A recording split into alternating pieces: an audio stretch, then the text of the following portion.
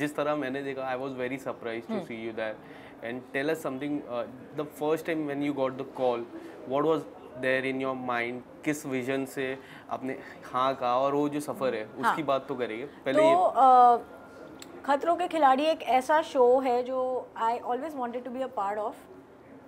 Reality bit को side में रखते हुए जो उसके अंदर स्टंट्स करवाते हैं वो उसे एक्सपीरियंस करना था. Because I am a person who literally strives to do a lot of adventurous thing.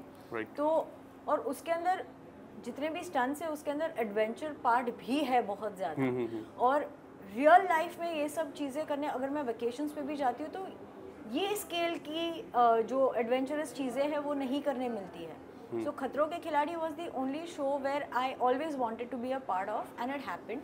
जब कॉल आया तो I was still in two minds whether I want to do it or not, whether I want to do it or not, क्योंकि आपका भी सवाल ऐसा ही था कि movie and then doing this. But खतरों के खिलाड़ी was an exception for me and I did it because I had my own reasons to do it, considering the amount of stunts that you get to do on the show itself. Experience था, मज़ा आया, one of experience है और वो one of experience को मैं cherish करना चाहती हूँ. yes.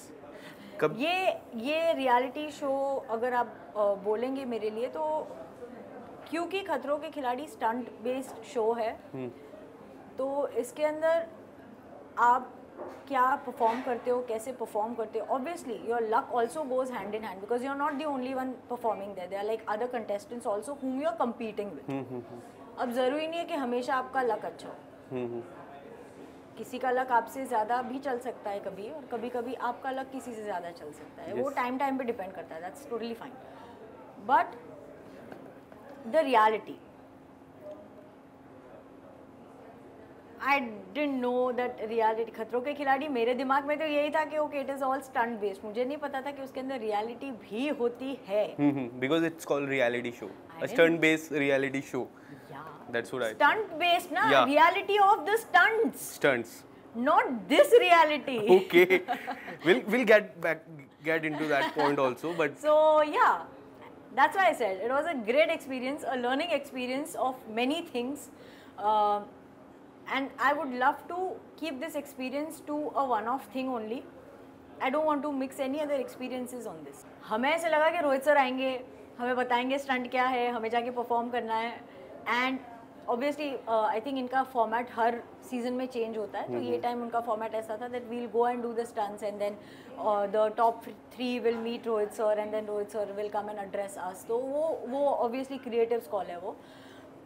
तो वी वर लाइक अच्छा ठीक है, लटकना ही है, लटक लेंगे. जब तक हाथ में जान है, जब तक पैर में जान है, हम लटक लेंगे.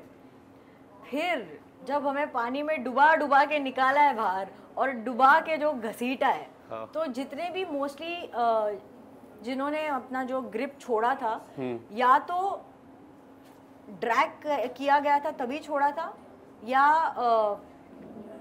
जब स्ट्रेंथ हाथ की खत्म हो गई थी या पैर की खत्म हो गई थी तब वो लोग फॉल किए थे. But again it's a game show. It was super fun to perform.